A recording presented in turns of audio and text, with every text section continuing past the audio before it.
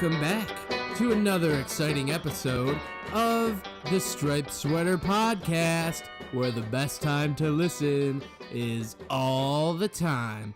I'm one half of your co-hosts, old, bold, and brash, Zach Main. And I went to college. I'm Alex Beardsley. Greetings, folks. All right, good to be back for episode 3. Indeed. We were talking a bit before we hit the record button. The Super Bowl recently happened. Which Super Bowl was it? Super Bowl LIII, whatever that is. 53, right? The Patriots, just the next step in their rampage. Anyway, this is notable because if any of you, probably most of you, are aware, the SpongeBob made an appearance during the halftime show, and it was from the Band Geeks episode, and it was cute, but it was a major tease, and I called it. Zach Main actually believed that they would play Sweet Sweet Victory at the halftime show, and I said, no, they will not, and I was right. Super Bowl 58, for those of you listening. And it's almost worse that they teased it and didn't go through with it. That's how I feel. It was like a total, like, F you to everyone who wanted it, basically. Yeah, because the whole reason they brought it up was because there was an internet outcry after Steven Hillenburg's death, where they thought it would be a great way to remember him in the show, and I guess the people at the NFL thought that they did a good job, but the halftime show was so bad. It was, come on, like, Maroon 5 was cool, like, fucking 11 years ago at the most recent, I feel like. I don't know, maybe I'm incorrect. Yeah, big 2008 Maroon 5 guy here. That's what I feel like. I feel like they were popular a long time ago. They haven't been popular in a long time, in my assumption, but that also probably shows you that I'm an out-of-touch old man. Right, like all of them are so old right now, it's probably getting harder and harder to breathe. And come on, Adam Lambert, like, you're like a... What? His name's Adam Levine. Who's Adam Lambert? That's the gay singer who's doing like the Queen tours now. Okay. He was in American Idol. I thought it was all the same guy. That's what funny. do you want from me? That was his song. Anyway, Adam Levine, or whatever the frick your name is. That's it. You know, he was a skater boy. You're a grown ass man. Put your shirt on. Seriously. Nobody cares. Like, very original take on the halftime show, Alex. Anyway, but really, no. It was a shitty Super Bowl. It was not entertaining in the least, unless you like to watch defenses do their thing, which personally I don't really mind, but everyone else was super sad about it. And it's more fun when people actually score points. Which the Rams got one field goal? 2 field goals? Yep. Just one? Yeah. Shout out to all the Patriots fans out there who became fans within the last 1 to 10 years. Exactly right. Good on you for sticking with such a good team. Yeah. You know? Well such done. a team down on their luck, and you guys decided to back them. I know, the underdogs. It's like they always come through. But we're not here to hate. But seriously, though, shout out to the Rams punter with 7 or 8 punts, including the longest in Super Bowl history. What the hecker? Good on you, bud.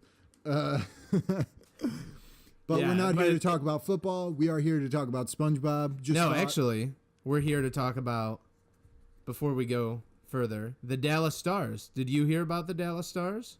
The hockey team? Yeah. No. Oh, well, this is perfect then. So, this wasn't even, I think it was right around the time of the Super Bowl, actually. They played for their halftime show, Sweet Victory, in the stadium on the big screen with a light show to go along with it. And it was the whole thing, and the crowd loved it. And the internet is becoming Dallas Stars fans because of that. Do you think that SpongeBob has like a higher population of like SpongeBob viewers due to Sandy Cheeks being from Texas? I would say no. Yeah, we all love SpongeBob. That was a stupid question. Anyway. Yeah. Good times. Super Bowl, whatever. Who cares? Sports ball, am I right? I do like sports, but Hey, I didn't enjoy the Super Bowl. I like sports too, but really they just make me angry. You won't like him when he's angry. And yeah, no, you don't want to mess with Or most me. of the time. Or ever, right. Don't even talk to me. But anyways. Today we're going to talk. Not until he's had his coffee. I actually don't drink coffee. It's just a dumb thing that old women say. Yeah, people say that. SpongeBob episode 3A and 3B is what we're going to talk about today. That would be Jellyfishing and Plankton, two absolute classics. Are you ready? Aye, aye, Alex.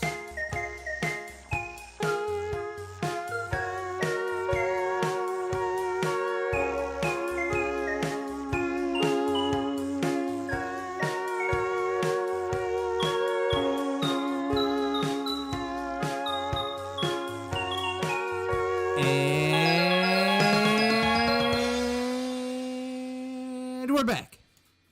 Sup, y'all? Jellyfishing. Give us the deets. Jellyfishing. Here's the deets. Original air date in the United States was July 31st, 1999. Official runtime is 11 minutes and 2 seconds. Storyboard director Steve Fonte. Storyboard artist Chris Mitchell. Two guys who make their debut in this episode. I only noticed that because I've been reading all the credits up to this point. Written by Steve Fonte and Chris Mitchell. And Peter Burns and Tim Hill. Animation director Alan Smart. Creative director Derek Drymon. Our favorite Jamaican man. Who really just can't stand being wet. He can't stand it. And we know this for a fact. Anyway, the opening shot is of SpongeBob's street.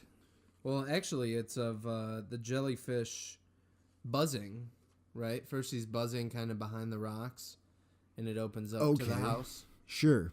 Yeah. And here we are. We are on Conch Street. Now, I made a point to notice that there was nothing going on in the background. You can't see another street back there or anything. For those of you keeping score at home of what is behind the gang's house. Yeah, and it's funny, the opening, it talks about, the narrator says there are the jellyfish buzzing about and making their jellyfish jelly. Is that what they're doing? Because, in one episode, it makes it seem like they have to be milked like cows. Yeah. But I guess they're just out there making jelly. Well, it's funny because... What do they do? Do they eat their own jelly? It's like butterfly catching, but they're more like bees, kind of. They buzz and they produce... they secrete a sweet substance. And they can sting. And they sting, indeed. But the act of catching them is more like, I would think... I mean, nobody goes around catching bees, right? Yeah.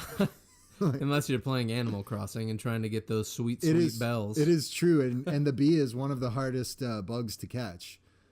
Yeah, because you get your eye messed up, dude, for a whole day unless you buy medicine. You have to quickly run around in a circle and then pull your net out and immediately get it in the right spot. It's right up there with the striped dragonfly. And the craziest thing about it too is when you pause, they don't stop. They're just waiting for you to unpause to fuck you up. Yeah, right.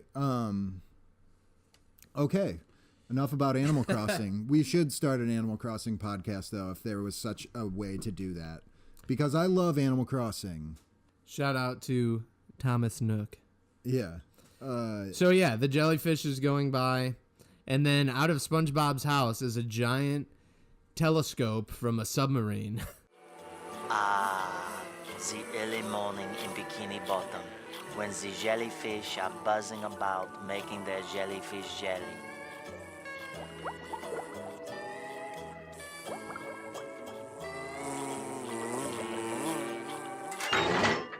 Oh, what is happening here? Collectors? Oh, what's this? Yeah, it just pops out and the narrator's even confused. And we see SpongeBob looking at jellyfish. And Patrick's right there too. Yep, him and Patrick are there. So then they're going to get ready to go jellyfishing, and there's these chutes in SpongeBob's house, and one of them is square shaped and one of them is circular. I love the idea that SpongeBob had these chutes installed, and he's like, "Yeah, I got to get one for my best friend too." Yeah, of course. Got to get 2 ropes too, right? Because they Yep. jump down and then they go down the ropes. They're sliding down the ropes as if they were like, a firehouse pole or something. Yeah, or But secret agents, and it's really cool. let it be known, kids, that if you try to slide down a rope like it's a pole, you're gonna get some rope burn. Yeah, which they do. Which is a classic gag. Their hands are like literally on fire and they're trying to blow them out. It's funny. So this is like one of the first times we really see one of SpongeBob's dark basement parts of his house. I mean, it has to be, right? Yeah, it is. And as we continue to find out is that it seems that this pineapple just goes on forever in every direction. Or at least this is underneath. Yeah, I mean, but there's a lot more than meets the eye with SpongeBob's pineapple. Not just pineapple juice in there, folks. Some badass heavy metal music is playing, and they're getting ready. They're down in their armory. They grab their stuff. They're putting them together. They're like the 3 nets. They're warming up, like practicing their form and whatnot. Yeah, and SpongeBob puts his glasses on. We get a really good shot of the outside of the house as the door opens, and it's like actually like the camera is like positioned underneath them, which is just cool. And yeah, they probably that was something they had to specifically animate for this episode. Still with the sweet music and still with the jellyfish going by. So when the door opens and like bubbles come out and the music kind of cuts out or whatever, and they're like, all right, like let's go. And then they just look real serious, and then it turns into they start singing their la la la la la la la la la la, and they're skipping. They're singing a childish little tune as they skip along, and we find out pretty quickly that these two are not really the best at jellyfishing, although they love it. And they take it very serious, yeah, with their armory and their ropes and all that stuff. But despite loving it and taking it very seriously, they're not so good at it, as they are immediately both getting stung and have to skedaddle away. Yeah, they're getting pushed over to Squidward's house, where they're upside down, and then the jellyfish stings them each on their butt. They both get one on the tuchus. Well, it's kind of the gooch area, really, for SpongeBob. It wasn't the front or the back, but just that big, thick depth of him. He does have a thick gooch, SpongeBob. Yeah. Shout out to people with thick gooches out there. You're loved. This is the shout out episode. All right, so Squidward is about to get ready to go on a bike ride. He has got his paddle bicycle, and the sarcasm is strong here. Yep, they want him to go jellyfishing with them. Yep. They even got the net out for him. Right. Which is sweet to think that SpongeBob, was like, yeah, I'll get a third net for Squid, and even, he'll never come jellyfishing if by choice. So anyway, like, they're talking to Squidward. He's just being a super a-hole, just being really sarcastic with him. They're oblivious to the sarcasm. They think that he's really their best friend. Yeah, and he's like, there's nothing more I would like than to go jellyfishing with my 2 best friends, SpongeBob and he can't remember Patrick's name at this exact moment. Patrick. Yes. Correct. Reminds him. And, Squidward goes on about his day, And then Patrick says, well, maybe he doesn't like us. And then SpongeBob says, are you kidding? We're his best friends. Right. They're totally oblivious to the whole thing. Squidward has a great laugh at their expense. Yeah, his nose is almost like it's breathing, Yeah. His nose does the not in the normal way that a nose breathes. Yes, right. Yeah, just to clarify, not through the nostrils, but the contracting. Yeah, and right. expanding. The whole thing moves, right. So he's laughing to himself, giggling, having a real good time, just riding his bike off into the sunset. And meanwhile, yeah, he's biking toward a jellyfish who's coming the other way. We get kind of a back and forth camera action. We see what's happening. We see that they are getting, and we are let to know that they are getting closer to each other as the camera cuts get quicker and quicker. Yeah, until the jellyfish ends up in Squidward's mouth. Inside of his mouth. In and around his mouth. And then... first he's like, what the shit? And he smacks it. Yeah, and then it goes under the shirt, right? Yeah, sure. And then this distracts Squidward and discombobulates him to the point that he is now sent careening over a cliff. Yeah, and then, of course, what happens when you take a bicycle made of bamboo and a jellyfish and a squid and they fall off a cliff? Of course, a giant explosion.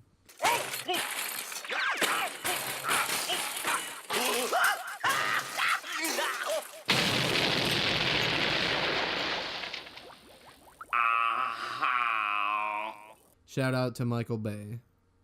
I thought I noticed this.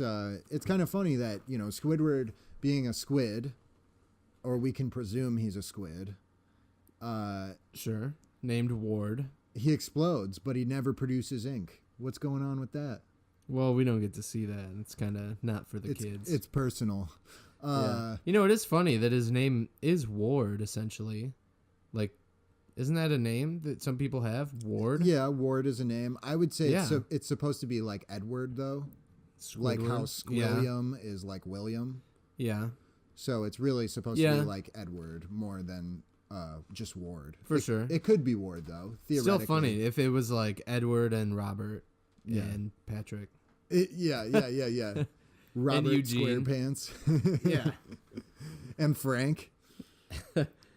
Everybody's named Frank. There are too many characters named Frank in this show. So then it cuts to after Squidward's all exploded. Right. SpongeBob's in his house, and he's got a hand knitted, it looks like, picture of him and Squidward, and it says best friends on it. Is that, see, I didn't read it that way. Like, you're thinking like it's like a cross stitch or something that he made. I was thinking like, when did they take this picture together? It doesn't look like a real picture. But it's funny that this is already in the third episode, the second time that SpongeBob's called somebody else who isn't Patrick his best friend. The first being Sandy, of course. Interesting. Yeah, that's right. Yeah. So I guess he looks all of at his friends are his best friends. Yeah. That is kind of SpongeBob's personality. Yeah. But anyway, so yeah, he's like eagerly awaiting his friend's return. He's looking at the picture. He's just sitting in the chair. You know, the TV's not on or anything. He's just waiting. Yeah, and then we can see something coming up from the horizon.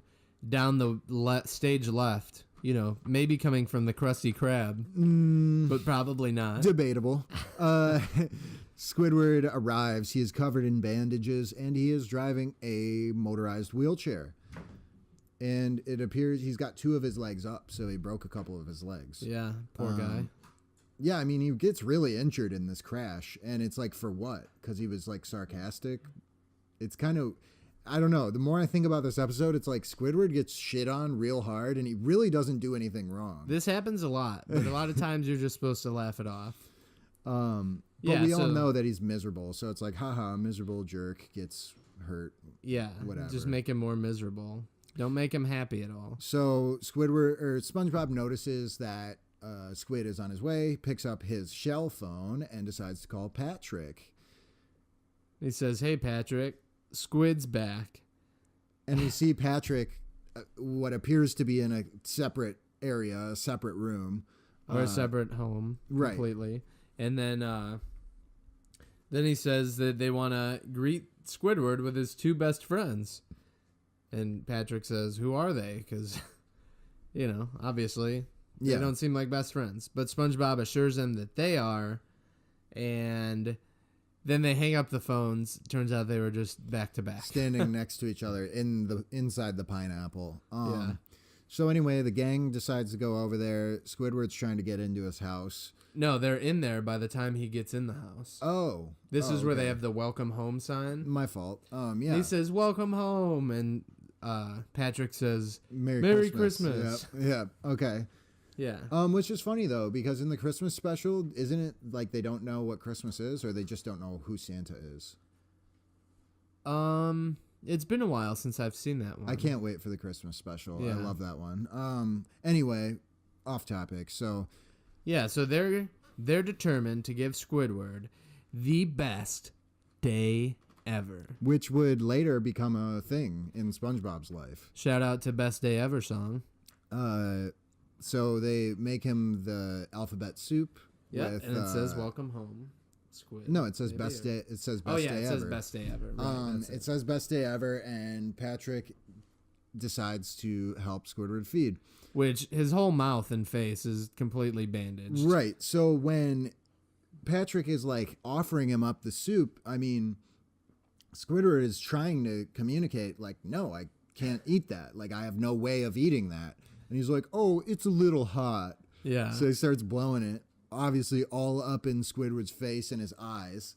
And he can't do anything about it because he's like totally bandaged up. Yeah, he's blowing it right onto Squid. He just has to take it. And he's burning from it. And it's funny, you hear Squidward, moaning and groaning in pain. And I feel like, it's almost like a South Park style gag where he is saying something under those bandages, but you can't tell what he's saying. Yeah.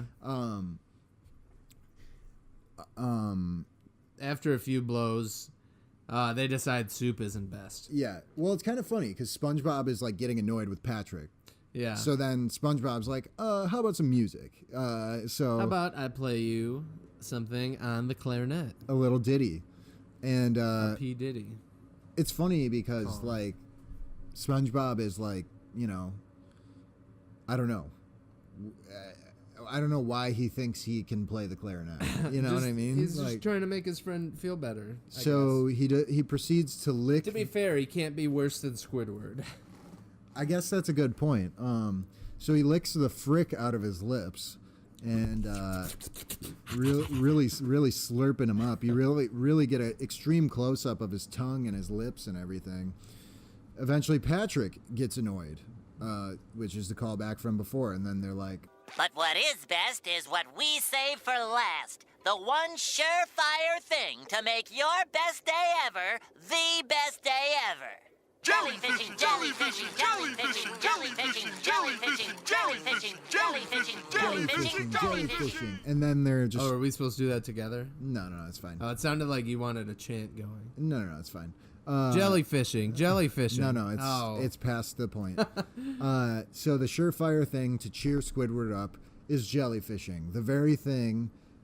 Well, I guess it's funny because he told them like, yeah, of course I'd want to do that. Yeah, like, and now he can't talk his way out of it. Yeah, right. Oh, I didn't even. Oh man, that's good. That's good writing. And so they arrive at Jellyfish Fields. Yeah, so the whole reason they do it is to make him happy because it's what he wanted to do. Right.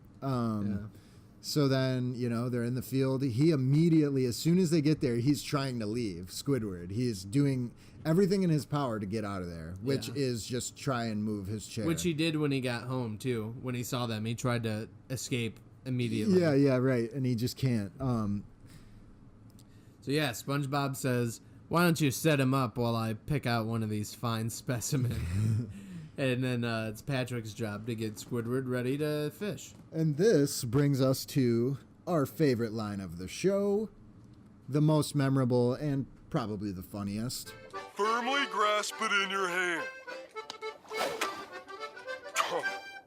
Firmly grasp it. Firmly grasp it. That ought to do it. Sure. So at that point, he completely shoves the jellyfishing net right through Squidward's hand, and you get a nice close-up of it going through the bandages and through his hand. Yeah, so I mean, you're to assume that it literally just, he shoved that thing through Squidward's flesh for it to stay there. Very painful. Squidward, he really just wants to go home, and let's see. But now they're going to teach him how to do it with a little bit of da-da-da-da-dum. which I did my little research on this one. The song is called The Blue Danube. Most famous for its use in the film 2001: A Space Odyssey, Stanley Kubrick, 1969. If you've not seen this film, I highly recommend it. I thought it was boring. Of course you did, But because you think I know everything it that's was good important. is boring. I mean, it came out nearly 10 years before Star Wars and has just as good, if not better, visual effects, in my opinion. Yeah, mine's more the pacing of the movie, but that's just how it is, you know. Sometimes art is a little bit boring.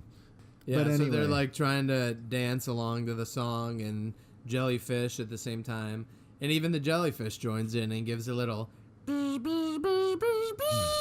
That's such a good impression. Damn. And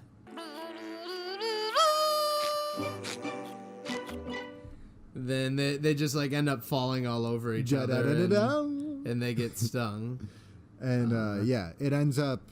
I mean, again, we see these guys aren't very good at jellyfishing. They always mess up and get stung. Yeah, but then that jellyfish decides to go over to Squidward and mess with him. Squidward, who's minding his own business at this point, literally couldn't do anything if he wanted to. Yeah, and it stings him right on the nose. Gets stung right on that big schnoz of his, that trademark schnoz. And then it starts to breathe itself again with a and- little bit of. Yeah. So Squidward's a little bit upset at this little jellyfish, and he decides he's going to teach this thing a lesson. So he starts to go after it. He gets caught up on a rock and whatever. SpongeBob and Patrick take notice, and they're like, oh, you know, yeah, he's doing it. He's, you know. Yeah, he gets stuck, but then he keeps going again. It's great. Yeah, they're like cheering him on and stuff. Squidward eventually corners it, or, you know, corners it, so to speak, up against a suspicious-looking boulder. Which is pink. And he catches the jellyfish, and he's so proud of him getting this jellyfish back for what it's done to him. He starts banging it up against this rock. Not like that, folks. Oh my gosh, get your head out of the gutter. He just starts banging the jellyfish. No, he's like... I said he bangs it up against the rock. Anyone Yeah. with a brain will know what I mean. Sure. We've all banged things against rocks before. Come on. We've all went to high school. But the way he does it is he, like, keeps it in the net and just whacks it. Yeah, he's just kind of proud of himself. Yeah, so then we find out that the giant boulder, right, is actually a really big jellyfish. Potentially a queen jellyfish or a king. Although there's no crown. No crown, you're right. That would be the way we know. Or cape. Or scepter. That's true. But doesn't the queen not have a crown? Only the king has a crown? Next time on Striped Sweater Podcast. Striped Sweater Podcast. We'll find out. That's going to be probably...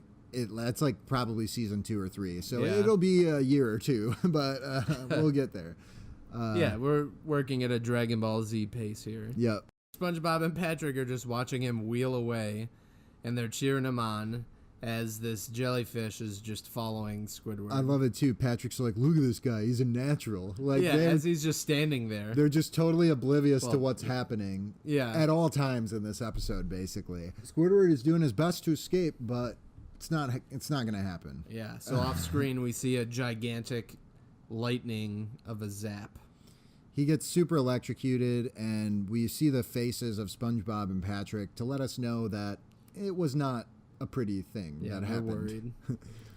And then the next thing we see, it cuts to in front of Squidward's house where SpongeBob and Patrick are, and they're covered in little tiny bandages. Squidward's coming back now. I just really, really quick want to say whatever. Patrick's like, oh, hey, SpongeBob says something like, oh, yeah, we had a great day yesterday, right? And Patrick just goes, I had fun. It's funny. It's good stuff. I don't know if it was supposed to be so funny, but I thought it was very funny. Yeah.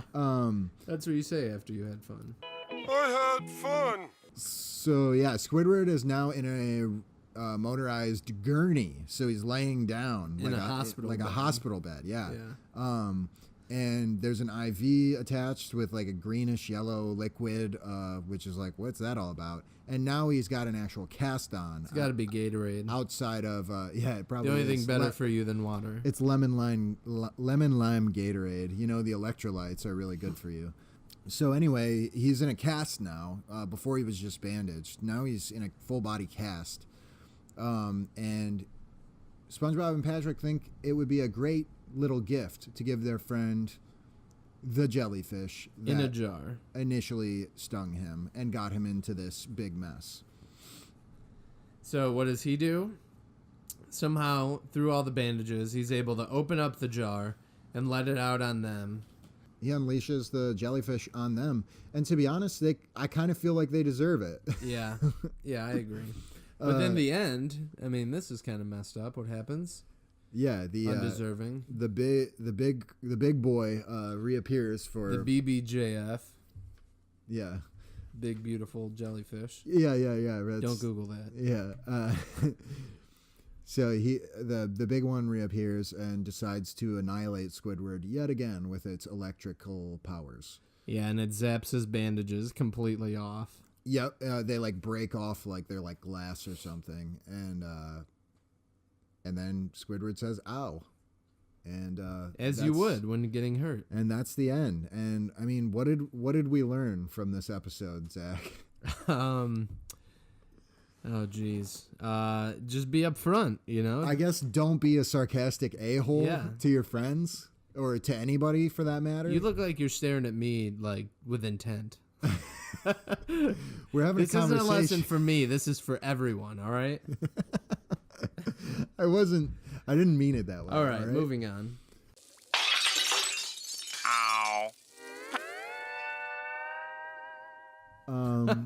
All right, so that does it for episode 3A. I give that one probably 4 out of 5 squids. I'd give it 7.5 conch shells out of 13. Yeah, that's pretty low. It's not even half. But no, it is. It's more than half. Yeah. I say not even. I meant like barely even. I was just whatever. This is actually a fine episode. I didn't go to a real fun. college. Me neither.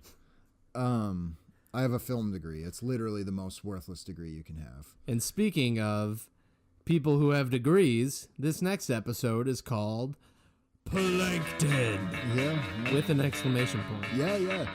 We have the debut of our friend Plankton. Let me give you the specifications on this bad boy. This one clocks in at 11 minutes and 1 second. Storyboard director Ennio Torreson. Storyboard artist Eric Weiss. Written by Ennio Torreson and Eric Weiss. And Mr. Lawrence, a.k.a. Doug Lawrence, a.k.a. the voice of Plankton. Animation director Edgar Larrazabal. Creative director Derek Draymond. Alrighty. We are taken immediately to the Krusty Krab, which this will be our first time going back to the Krusty Krab since Help Wanted, I think, which is good. It's good to be back. Yeah. know? And it starts with SpongeBob speaking French, since the narrator's not there to do it. Yeah, it's kind of funny. Right? Squidward's asking where the Krabby Patty is, and he says, Oui, oui, un Krabby Patty, monsieur. First, les patties. Come on, SpongeBob. Next, les ingrédients. Aye. Les moustaches. Wait, quit fooling around. Where's my Krabby Patty? Hold on a second. Yeah, you know, SpongeBob is getting creative and having fun at his job, and he decides to use his hollow body in order to assemble les ingrédients. He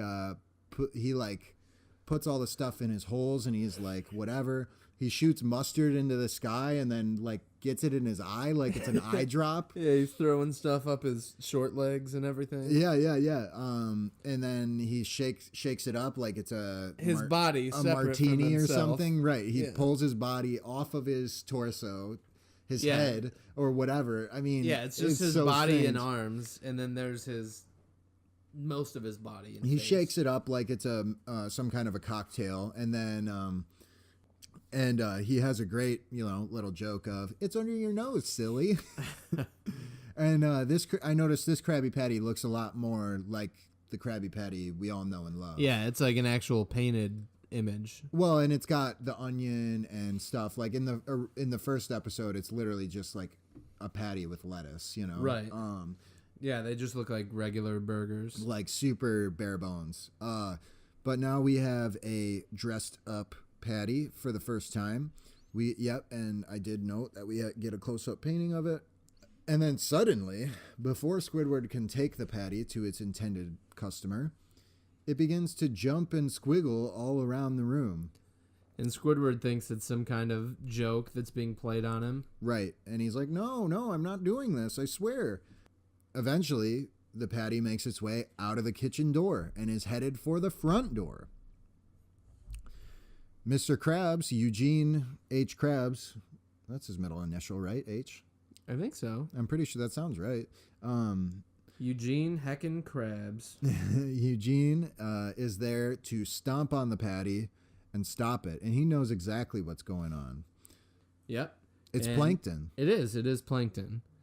Yeah, so he steps on it and he puts out a magnifying glass so we can see Plankton. And he complains about he's going to get the formula and he went to college. I went to college! Which is something that we've also both done. Yeah. So Krabs, we're about it, We feel Plankton. yeah, I understand. I mean, a guy like me who went to college and is paying money every day for said college still and not making any money from it, I know exactly how he feels. But it's good. Mr. Krab puts Plankton onto a plate and just sends him flying like a frisbee. He says a flying saucer. And Yeah. it's funny because this is another time, I think, where we see Mr. Krabs being unusually careless with his money, I right? thought He's about throwing this too, away right? his own assets. He throws away a plate. That is so unlike Mr. Yeah. Krabs. But in this case, it's either get rid of this plate or lose everything by losing the secret formula. Although he could just flick him or something. He could and just throw him. I mean, really, if this were real life and an ant-sized thing was tormenting you, you would just kill it right there. You'd step on it and kill it. Yeah. But Plankton is a sentient being. But It would Mr. not be Krabs, right. Mr. Krabs hasn't got his taste of blood yet. Right. That'll come in a while. So this is obviously the debut of Plankton, also the debut of his restaurant, the Chum Bucket. SpongeBob and Krabs go outside to sort of whatever. They're kind of laughing about it. And SpongeBob does a weird version of his laugh. And I'm thinking this is just the prototype laugh before his traditional laugh that we all know came into being. Right, because this is what the laugh sounds like. Then later it's more like... So anyway... But he won't stop laughing. Mr. Krabs has to shut him up. Yep, and fast forward to the end of the night.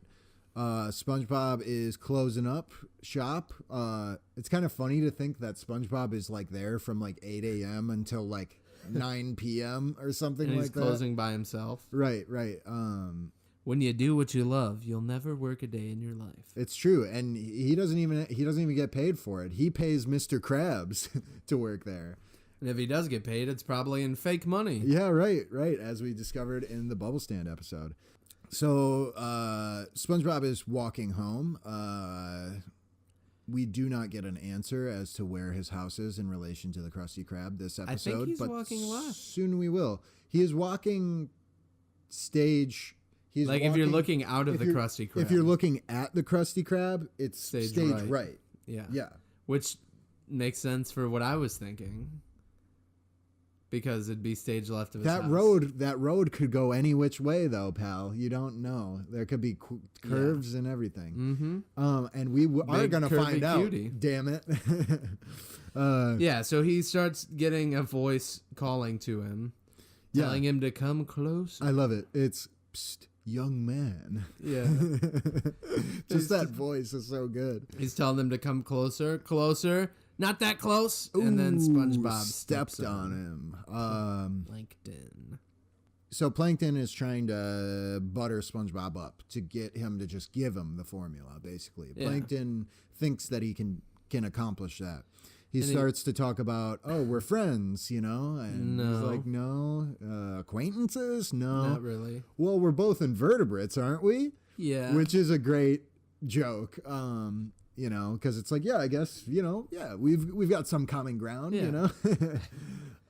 Yeah, and then he goes on to give him a gift. Yeah. One of my favorite lines of the episode, but not the favorite, is a good one. just the simple thing of him pulling out this spatula that he painted gold, and he says, "Shing, sparkle, sparkle." Yeah, he like does the sound effects for himself. Yeah. Shing, sparkle, sparkle.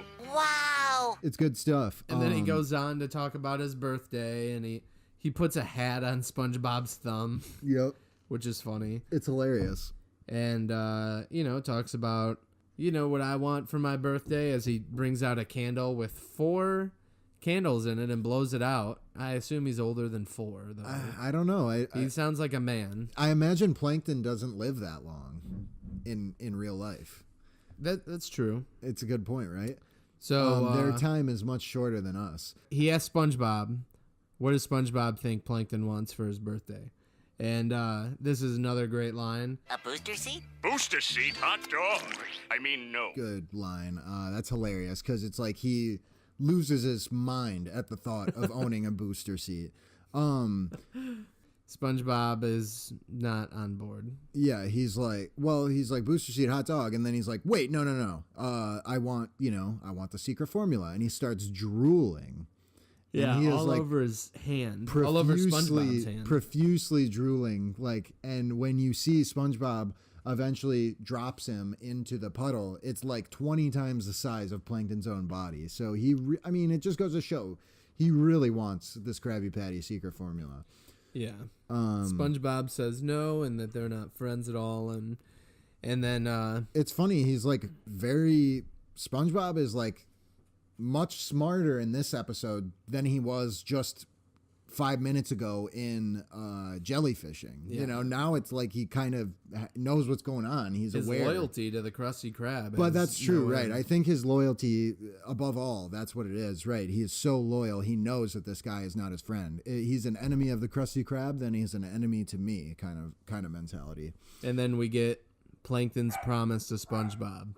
You're gonna hand deliver it to me personally. Well, and even before that, he says a good line of, SpongeBob saying no. He goes, I thought you were stupid. Yeah, and here I thought you were stupid. Yeah. and it's funny because he is stupid, but just not as stupid as Plankton thought. Plankton thought Plankton just met him. just figure it. Yeah, but Plankton went to college, you know? He's a smart dude. Yeah.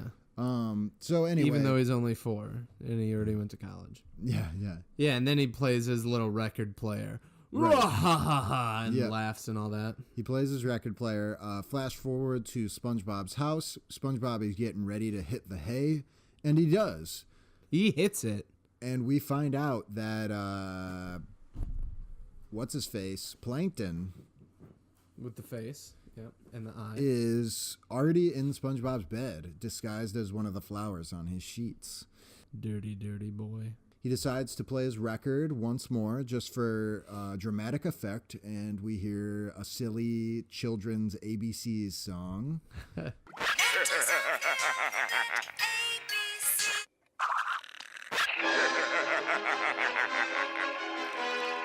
And it's like, oh no, not that. Flips the record right over, and on the other side of the record is the evil takeover music. Yeah. On into the sponge goes Plankton. Yep, and he's reading his map, trying to find the brain. Just a The- big brain in the middle with a bunch of lines coming out of it. And with like a real human style map of Yeah. like something with a brain in the middle. yeah. Which is that's a second like funny map gag we've gotten in the show so far. Yeah. It's funny. It goes to show like little jokes like that, I think, are what make this show have the like lasting impact Substance that and- it does. Yeah. Yeah. Yeah, and then he's just looking, and he's like, where am I going to find it? And he looks down, and he's like, oh, yeah. He And just- realizes, right. He's just on top of the brain. He's literally Okay. standing on it. Yeah, and then SpongeBob turns over or this is where we find out what his plan is, right? Well, we know he's in there for something. He's got his little backpack thing on with the antennas. Yeah. And he's getting ready to do something. Yeah, and SpongeBob turns over and the brain starts rolling. SpongeBob is tossing and turning in his sleep, as you do. Yeah, and your brain, moves around a bunch, Right. obviously. Right. It rolls. Your brain just rolls from side to side. It's funny. He's trying to implant this thing into the brain, and he can't do it because it's rolling around. And he goes, "Come back here, you swine." Yeah, talking about the brain. He calls his brain swine, which is just ridiculous and funny.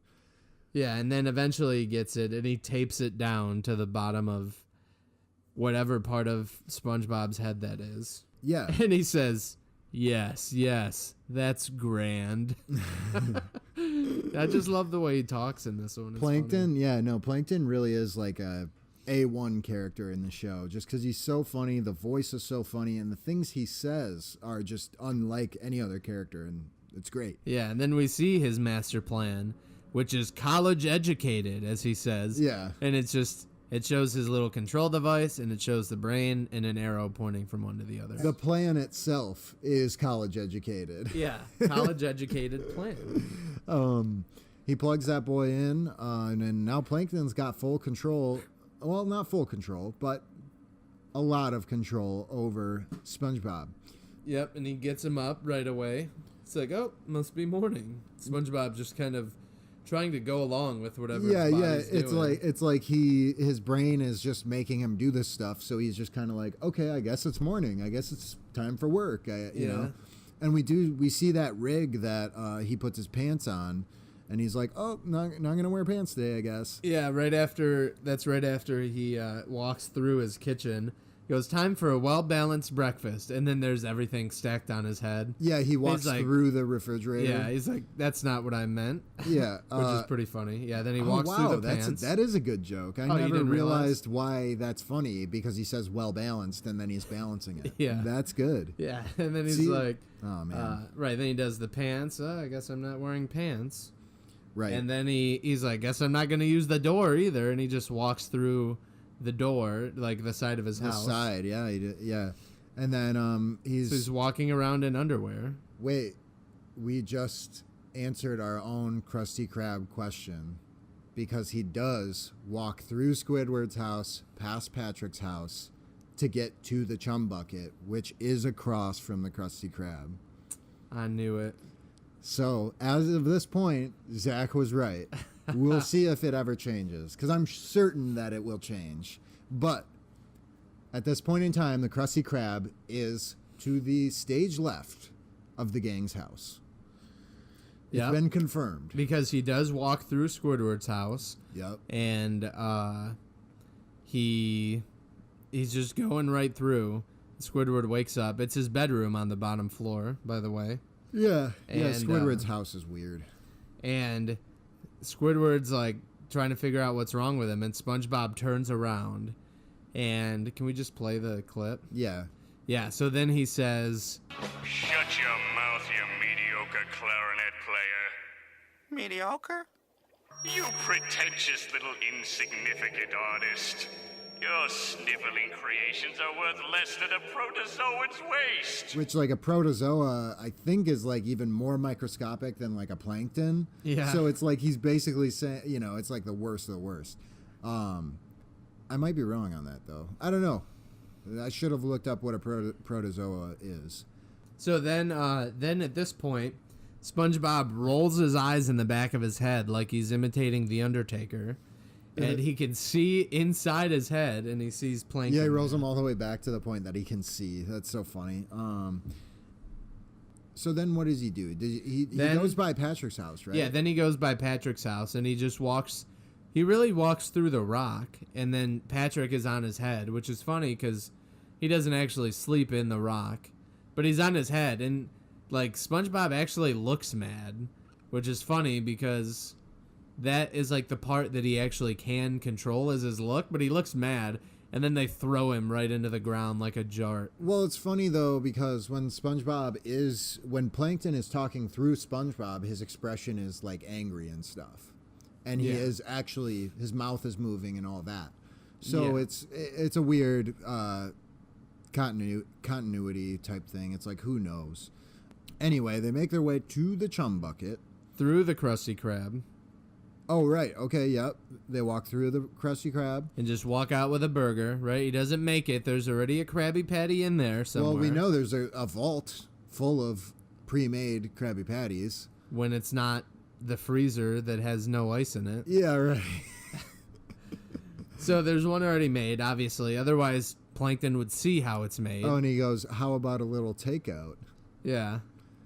Walks through right into the Chum Bucket, where he shows SpongeBob his rooms. This is probably my favorite line of the show. I mean, I like the mediocre one, but upon watching it again, this is my lab.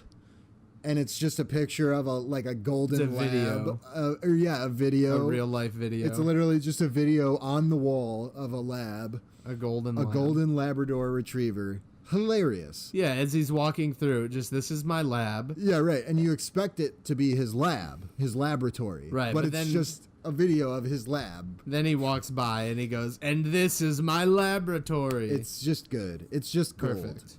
It's just gold right there. This is my lab. And this is my laboratory. And did I ever show you my record player? SpongeBob sees what's going on. He tries to bite the wall. Yeah. Yeah. With his two big teeth. And then his teeth actually break the wall. So, damn. Yeah. I mean, he's got some strong chompers. Yeah. And then, struggling. He's doing everything in his power to not drop the patty into this machine that will tell Plankton exactly what is in a Krabby his Patty. analyzer, as he calls it. Which, and he shows by putting in what I think is my most memorable line of this whole episode, is where they put in the seaweed, and then the computer, who we don't know is his wife yet, says, seaweed, 50% sea, 50% weed. And then, so we know that this thing analyzes really good, and he starts letting go of SpongeBob's fingers one at a time. Yeah, it's good the way they, each one is, all droopy and shit.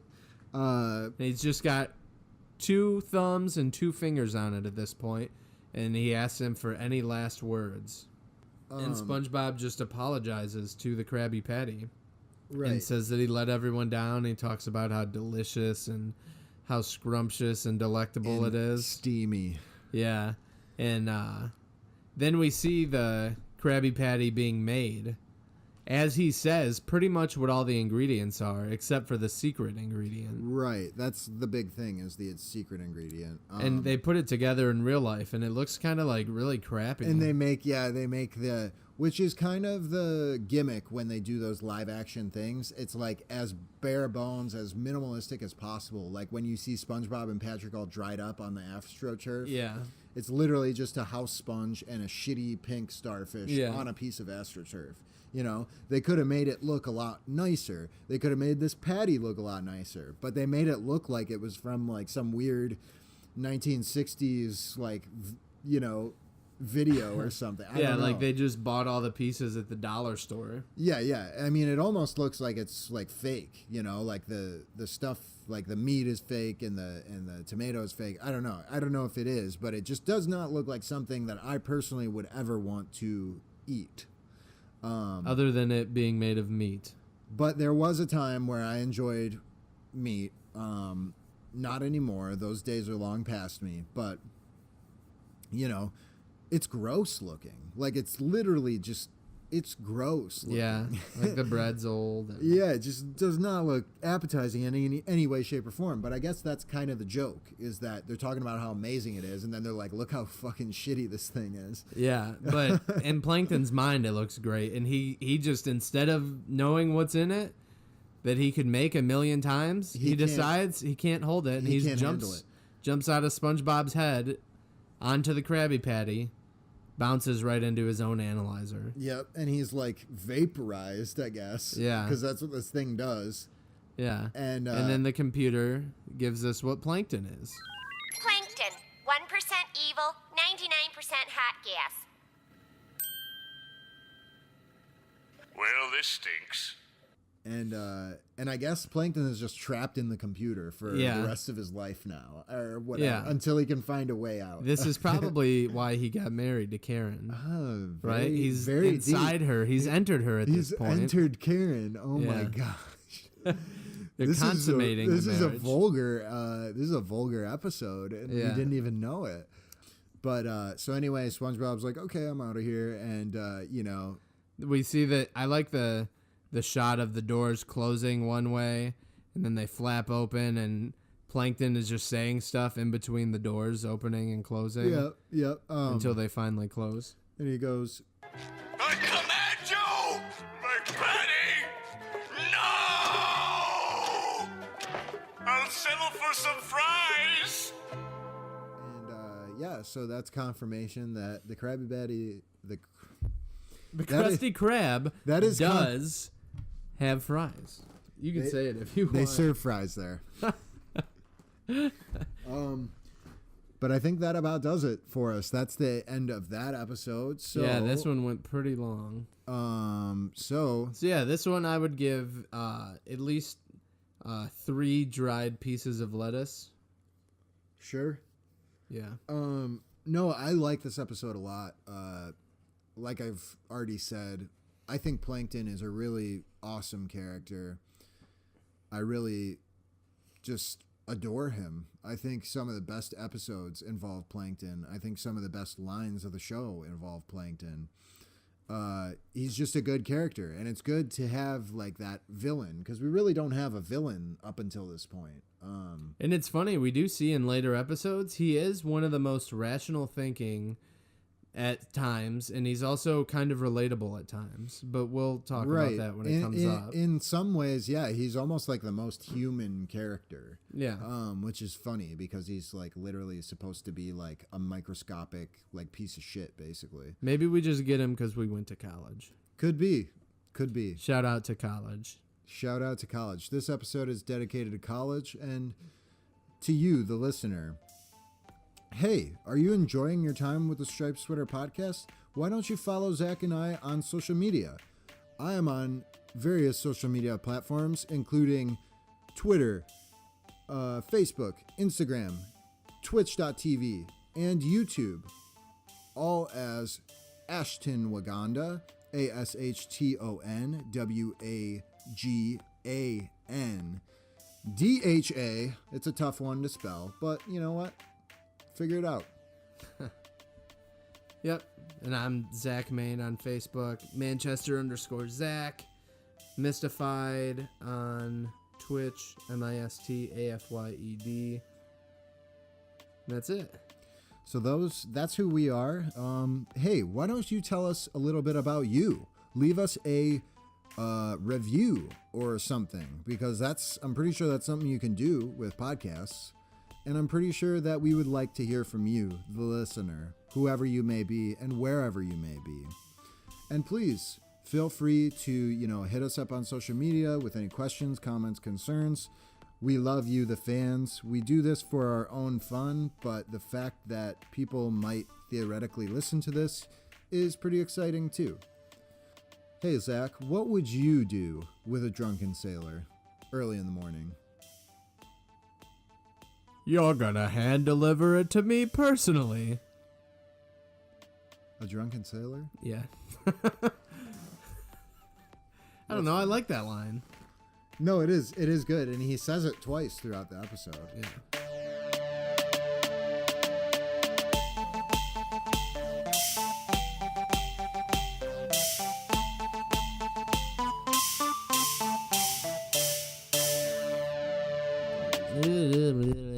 That's all, folks. Doggies are getting antsy. Bye, y'all. Yeah. Yeah. We should say bye. That's good. You said bye, y'all, so I'll say goodbye, my friends.